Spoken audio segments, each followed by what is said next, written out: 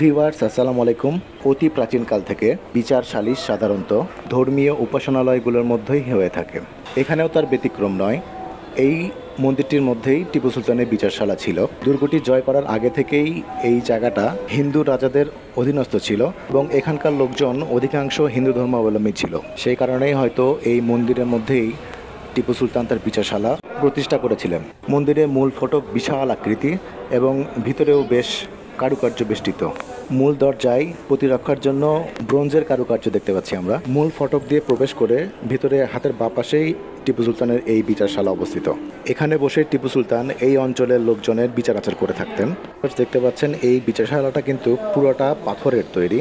এর পিলারগুলোতে অনেক কারুকাজ করা আছে।